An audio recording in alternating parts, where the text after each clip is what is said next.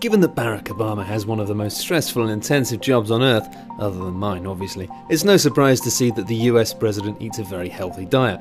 He doesn't drink alcohol or coffee, instead choosing Black Forest iced tea rather than Black Forest Gasso, because obviously that's not healthy, as his favourite beverage of choice. He can't tolerate ice cream at all, as he worked at a Baskin-Robbins in his teenage years and hated it. His favourite food of all is his wife Michelle's prawn linguine, which definitely isn't a euphemism. Politicians aren't typically athletic, but the current president of the United States has loved basketball since his high school days. His teammates refer to him as Obama, and he was apparently quite good on the court. Barrak loves his b-ball so much that he had the White House tennis court modified so it could also be used for basketball, which is awesome. I think he should have gone full out and just got rid of all the tennis stuff. Forget about tennis.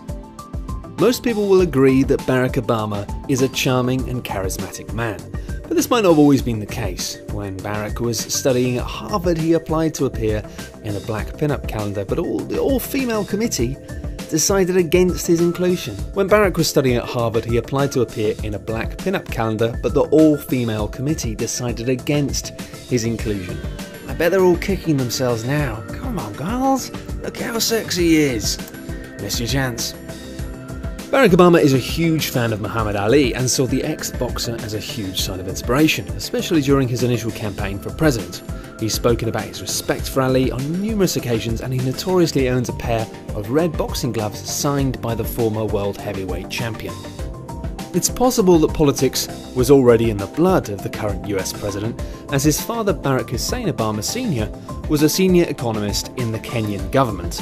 He had a promising career in the Ministry of Finance until he started to clash with the Kenyan president, Jomo Kenyatta, who eventually fired him. It's common knowledge that Barack Obama was a smoker for most of his life, but what you might not know is that he promised his wife Michelle that he'd quit during the 2008 presidential election.